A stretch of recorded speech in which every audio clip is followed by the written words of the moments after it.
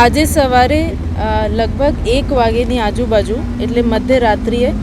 મોડાસામાં જે રાણા સૈયદ સ્થળ છે એટલે મોડાસા અને ધનસુરાના વચ્ચે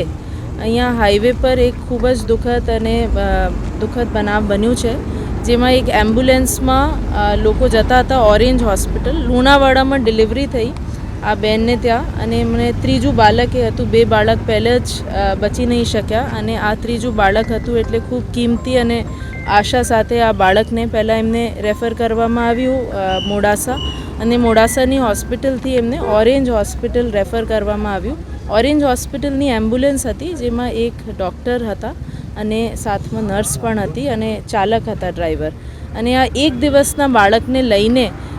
એમના પિતા ગઈકાલે રાત્રે 1 વાગ્યાના સુમારે મોડાસા શહેર પાસે આવેલ રાણા સૈયદ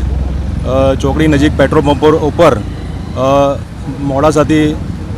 અમદાવાદ તરફ જઈ રહેલી એક એમ્બ્યુલન્સમાં અચાનક આગ લાગવાનો બનાવ બનેલો હતો, અને જે બનાવના પરિણામે એમાં બેસેલ જિગ્નેશભાઈ મહેશભાઈ મોચી, જિગ્નેશભાઈ જે અધૂરા માસે જન્મેલું બાળક તથા રાજકરણ શાંતિલાલ રેટિયા જેઓ ઓરેન્જ હોસ્પિટલમાં ડૉક્ટર હતા, ભૂરીબેન રમણભાઈ મનાથ જેઓ નર્સ તરીકે ફરજ બજાવતા હતા,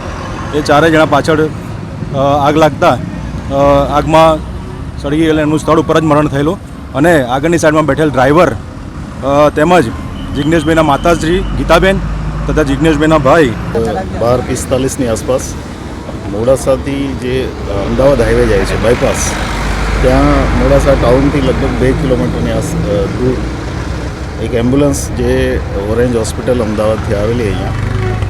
તાજું જન્મેલું એક બાળક લુણાવાડા એનો પરિવાર લઈ અને અમદાવાદ રિફર કરેલું હતું, એટલે અમદાવાદ લઈ જઈ રહ્યા હતા. એ દરમિયાન કોઈ પણ કારણસર, ટેકનિકલ કારણ હોય કે બીજું કોઈ પણ કારણ, એક કારણસર એમ્બ્યુલન્સમાં પાછળની જગ્યાએ આગ લાગી. પાછળ જે 4 લોકો બેઠા હતા એ ઓન ધ સ્પોટ એમની ડેથ થઈ છે, અને જે આગળની સીટમાં જે 3 લોકો બેઠા હતા